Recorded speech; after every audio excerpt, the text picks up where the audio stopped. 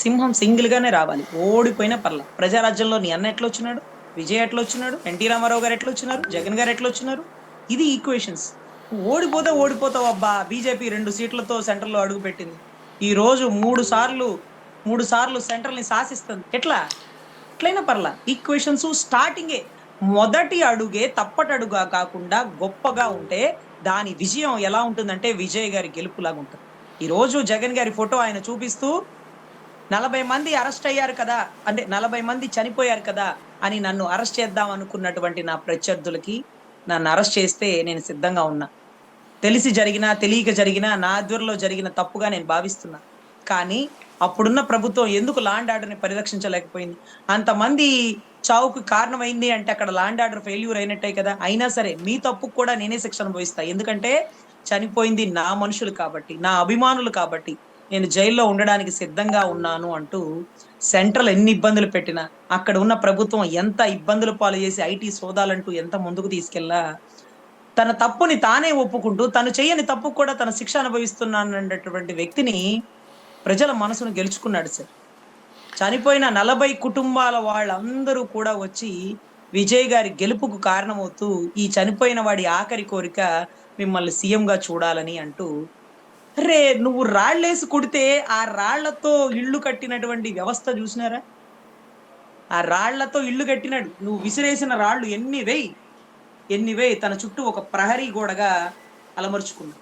ఈ రోజు చనిపోయినటువంటి 40 కుటుంబాల వారు ఎవరైతే ఉన్నారో వారు దగ్గరుండి ఆయన విజయానికి ఒక్కొక్క నియోజకవర్గంలో తిరిగి ఈ రోజు ఆ ఎమ్మెల్యేతో పాటుగా ఆ నియోజకవర్గంలో ఆ చనిపోయిన వ్యక్తి ఫోటో పెడుతూ సమాన ప్రాధాన్యత ఇస్తూ ఆ కుటుంబంలో ఒక వ్యక్తిని దగ్గర తీసుకుంటూ ఎన్నో ఎన్నో సార్.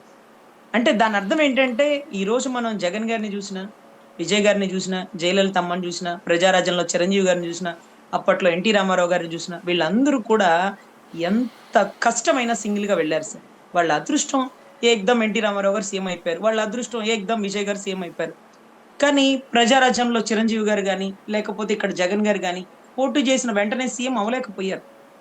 కానీ కానీ ఏదైతే పచ్చ మీడియా టీడీపీ పెట్టిన ఇబ్బందులను తట్టుకోలేక ప్రజారాజ్యాన్ని కాంగ్రెస్ లో విలీనం చేసేసిన పరిస్థితి. పాపం ఎంత బాధపడుతూ చేసి ఉంటాడు. ఎవరి కారణంతో విలీనం చేసినాడు, ఎవరి వల్ల ఆ పరిస్థితి తెచ్చుకున్నాడు. వారు పెట్టిన ఇబ్బందులు తట్టుకొని ఉంటే ఖచ్చితంగా చిరంజీవి గారి సీఎం అయి ఉండేవారు. ఆ ఇబ్బందులు తట్టుకోలేనంత పరిస్థితుల్లో ఆయన నెట్టేసినాడు ఆ పచ్చ మీడియా గాని, ఆ టీడీపీ గాని. అలాంటి వ్యక్తిని 2014లో మేము గెలిపించుకొని నెత్తినెక్కించుకున్నాం. అది మా దరిద్రం. మళ్ళీ కూడా గెలిపించుకున్నాం. సో అంటే ఇటువంటి పరిస్థితులు అంటే ఇరవై ఒకసారి తొమ్మిదికి సీఎం మేడం, కావాలి. అంటే 29కి పవన్ కళ్యాణ్ కూటమితో వెళ్తే ఇక ఓట్లు వేయం గెలిపించమని చెప్తున్నారా? 29కి సింగిల్గా వెళ్తేనే ఓట్లు వేస్తామని చెప్తున్నారా? సార్ ఆయన సింగిల్ గా వెళ్ళినా, ఆయనతో మింగిలై వెళ్ళినా ప్రజల్లో ఉండే నమ్మకం సన్నగిల్లుతుంది సార్. పూర్తిగా పోతుందని నేను చెప్పలేను. నమ్మకం సన్నగిల్లుతుంది సార్. ఎవరిని గెలిపించినాం 2014లో, 2024లో ఎవరి గెలుపుకు మేము కారణమయ్యాం? వీళ్ళు అంటే ఆ గెలుపుకి కారణమైన వ్యక్తులు ఎవరు అంటే ప్రజారాజ్యం పార్టీని కాంగ్రెస్ లో విలీనం చేయడానికి కారణమైన వాళ్ళు. అంతమంది బీసీలకి, అందరూ బీసీల పక్షపాత అంటారు కదా, కానీ ప్రజారాజ్యంలో చిరంజీవి గారు 100 మంది బీసీలకి టికెట్ ఇచ్చారు. అందులోనూ ఎవరో నెల్లూరులో ఒక ఒక బీదరాలకు కూడా టికెట్ ఇచ్చినారట. చాలా గొప్పగా చెప్పుకుంటుంటారు ఆవిడ గురించి. ఆవిడ పేరు కూడా చాలా నోటెడ్, నాకు గుర్తులేదు. కానీ కానీ ఇటువంటి పరిస్థితుల్లో ఈక్వల్ టు విజయ్ లాగా తలబడ్డాడు సార్. కానీ ఆయన ఆయన పాజిటివ్ ఆలోచన కలిగిన వ్యక్తి. నెగిటివ్ ఆలోచన దగ్గర ఆయన ఉండలేడు పాపం. చాలా ఎన్నోసార్లు చెప్తాడు, ఎన్నోసార్లు చెప్పాడు. ఆయన చెన్నైలో ఒక ఒక ఒక ఏరియాలో వెళ్ళినప్పుడు, నేను ఏం చేద్దామని వచ్చినావు అంటే, ఏదో సెంటర్ సార్ ఏం చేద్దాం వచ్చినావు అంటే, నేను హీరో అవుదామని వచ్చిన. అరే నీ ముక్కు మూతి కూడా సరిలేదు, నువ్వెట్లా హీరో అవుతావు అని వాళ్ళందరూ ఎగతాళి చేస్తే అక్కడి నుంచి ఒకడికి వచ్చేసి, అదేంటి నన్ను అలా ఎగతాళి చేశారంటే, అబ్బా ఎందుకు పోతావు వాళ్ళ దగ్గరికి, నీ గురించి చెడుగా చెప్పే వాళ్ళకి దూరంగా ఉండు, నీ గురించి సపోర్ట్ గా చెప్పే వాళ్ళకి దగ్గరగా ఉండు అనే ఒక నినాదంతో ఉండేవాడు సార్ ఆయన. అందుకని తన గురించి చెడుగా మాట్లాడే పార్టీలందరినీ తీసుకోలేకపోయాడు సార్. ఎంత ఓకే. నలిగిపోయి ఉంటాడు సార్. పార్టీని కాంగ్రెస్ లో కలపడానికి ఎంత ఇబ్బంది పడి ఉంటాడు సార్. ఆ ఇబ్బందికి కారణమైన వాడిని 2014లో గెలిపించినామంటే అది మా దరిద్రం. 24లో మళ్ళీ అతని గెలుపు కారణమైన అంటే అది ఇంకా దరిద్రం. సో ఇటువంటి పరిస్థితుల్లో నమ్మకం సన్నగిల్లుతుంది. ఎవరి గెలుపు కారణమయ్యామంటే ఎవరైతే తన అన్న పార్టీని భూస్థాపితం చేసినారో, ఎవరైతే 2015లో రాజమండ్రిలో ముద్రగడ పద్మనాభం గారికి సంఘీభావం తెలపడానికి వెళ్ళిన వాళ్ళ అన్నని అరెస్టు చేద్దామని సిద్ధమైన వ్యక్తినో ఆ వ్యక్తిని ఈ రోజు మనం గెలిపించాం. ఆయన అయ్యన పాత్రుడు కొడుకు అనుకుంటాండి. ఏమన్నాడంటే దౌర్భాగ్యుడు ఒక పార్టీ పెట్టాడు అన్నాడు. ఈ రోజుకి ఎవరినైనా అడగండి సార్. అది అన్న ఎన్నో సంవత్సరాల తర్వాత కూడా ఆ పదం అట్టే గుర్తుంది సార్. సంకర జాతి నా కొడుకులని ఆయన ఎవరు బాలకృష్ణ గారు మాట్లాడినారు సార్. తల్లిని చెల్లిని దూషించినారు, బూతులు తిట్టినారు, ఇవన్నీ ఓకే. అసలు అర్థం కాని విషయం ఏంటంటే అతన్ని ఎందుకు మేము గెలిపించను? అతనే కదా ప్రజారాజ్యం కుప్పగొలిపోవడానికి కారణం. అతనే మీరు కదా గెలిపించే రంగా ముందు గారి కదా మేడం చావుకి ఆలోచించాలి, గెలిపించే ముందు కదా ఆలోచించుకోవాలి. సార్ అదే అర్థం కావట్లేదు సార్. ఒక కాపు మహిళని నాకు వచ్చిన ఆలోచన మా కాపు సోదరులకు ఎందుకు రాలేదో నాకు ఇప్పుడు వస్తుంది సార్ ఈ ఆలోచన. రంగా గారి చావుకి కారణమైన వ్యక్తి కదా, రంగా గారి తర్వాత ఆ పార్టీనే గెలవనివ్వకుండా చేసినాం కదా, అటువంటి వ్యక్తిని మళ్ళీ ప్రజారాజ్యం పార్టీని కూడా ఇబ్బంది పెట్టింది మళ్ళీ అదే వ్యక్తి కదా. అదే వ్యక్తిని 2014లో కాపు సామాజిక వర్గం అందరూ దగ్గరుండి ఎందుకు గెలిపించను? 24లో మళ్ళీ ఎందుకు గెలిపించను? మళ్ళీ కూడా మూడు సార్లు అతనే ఎందుకు గెలిపిస్తున్నావు? ఏమో సార్. నాకైతే నా చిన్న బుర్రకి అర్థమైన మాట అది. ఇంకా పెద్దవాళ్ళు ఏం మాట్లాడుకుంటారో నాకు తెలియదు.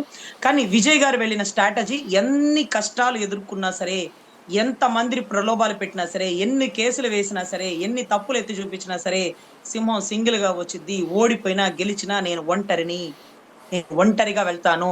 నేను నమ్ముకుంది నా జనాన్ని, నేను నమ్ముకుంది ఆ దేవుళ్ళని, అంతే. పైన దేవుణ్ణి కింద జనాన్ని నమ్మినవాడు ఆంధ్ర రాష్ట్ర సీఎం అయిపోయాడు గతంలో. ఇప్పుడు కూడా ది వైర్ బుక్ పక్కన పెడితే 40% ఓటింగ్ పక్కన పెడితే 3500 దొంగ బూతుల్లో ఓటింగ్ బయటకు తీస్తే ఈక్వేషన్ కలిగిస్తే ఇప్పుడు కూడా ఆయనే సీఎం. కానీ కొన్ని ఈక్వేషన్స్ లేండి, ఇంకెంతలేండి 3 ఏళ్ళు. ఆయన అంటారు కదా, ఇలా కళ్ళు మూసుకుంటే అలా తెరిస్తే పోతాయి, అదే పోతాయి అని. ఓకే. కానీ ఈవీఎంల వల్లే గెలిచినావు అని ఎప్పుడు జగన్ గారు ఎందుకు ఆ మాట అంటారో చాలా ఆశ్చర్యం సార్. అసలు ఇంత మనం మొత్తుకుంటున్నాం కదా, ఎక్కడ కూడా ఆ పదాన్ని ఉచ్చరించాడు ఆయన. సో అది గొప్ప. ఇంకా అయిపోయింది, అయిందేదో అయిపోయింది. ఇంకా కానివ్వండి, ఏదైతే 29 లేదా ఏంటి, అప్పుడు ప్రూవ్ చేసుకుందాం మనం అంటే ఏంటో. నువ్వు బలంగా కొట్టావు, నేను తీసుకున్నాను, నేను ఇంకా బలంగా కొట్టి గెలిచి చూపిస్తాను అంటూ ఆయన ఓడిపోయినప్పుడు చెప్పిన మాట. తీసుకున్నాను, నువ్వు కొట్టావు, నువ్వు బలంగా కొట్టావు, నేను ఓడిపోయాను, ఓకే మళ్ళీ తీసుకుంటాను అన్నారు సార్. సో ఎనీవే ఈ మధ్య పెళ్లిలో కూడా కలిసినారు ఏదైతే విజయ్ గారిని. అప్పుడు కూడా ఆయన ఇచ్చిన సందేశం, మెసేజ్ ఒకే ఒక్క వర్డ్ గుర్తుపెట్టుకో విజయ్, ఎంత కష్టమైనా ఎంతమంది ఎన్ని ఇబ్బందులు పెట్టినా నేను మీకోసం ఒంటరిగా నిలబడుతున్నాను, మీరు నాతో ఉంటారన్న నమ్మకంతో నిలబడుతున్నాను, మనం అందరం కలిసి ముందుకు వెళ్ళాలని నిలబడుతున్నాను అనే కొన్ని సందేశాలతో నువ్వు ప్రజల్లోకి వెళ్ళు. ఎన్ని ఇబ్బందులు పెట్టినా నువ్వు సింగిల్, నువ్వు కొడతావు, ఒక రోజు కింగ్ అవుతావు ఖచ్చితంగా అని ఒక మెసేజ్ ఇచ్చినాడు సార్. అది కూడా చాలా మంది అక్కడ ఉండేటటువంటి వైసీపీ వాళ్ళు కూడా విజయ్ గారి స్ట్రాటజీ ఎలా ఉంటుందంటే జగన్ గారి స్ట్రాటజీనేనండి అన్నారు. అదే ఫోటో కూడా చూపించి ఇంకా ఒక సింబల్ గా పెట్టినాడు సార్. సో ఎనీవే ఒక మంచి మెసేజ్ ఇచ్చినారు. ఎన్ని కష్టాలైనా పొడిదుడుకులైనా సర్దుకుని తట్టుకొని నిలబడి ఈ రోజు సీఎం స్థాయిలో అయినటువంటి విజయ్ గారికి మన తరపు నుంచి, మన ఆంధ్ర రాష్ట్ర తరపు నుంచి కృతజ్ఞతలు తెలుపుకుంటూ, ఏ నాయకుడైనా ఎంత కష్టమైనా, ఎవరెన్ని ఇబ్బందులు పెట్టినా, శత్రువులు ఒకరు కాదు ఒక నలుగురుగా మారిన తను నమ్ముకున్న సిద్ధాంతాలని పక్కన పెట్టి ఎప్పుడు కూడా సమీకరణాలని తీసుకోకూడదని, అంటే విజయ్ విషయంలో కానీ, జయలలితమ్మ విషయంలో కానీ, లేకపోతే జగన్ గారి విషయంలో కానీ, ఎన్టీ రామారావు గారు, వాళ్ళకి ఇష్టమైన ఎన్టీ రామారావు గారి విషయంలో కానీ ఇది చూసి నేర్చుకోవాలని నా తరపు విజ్ఞప్తి.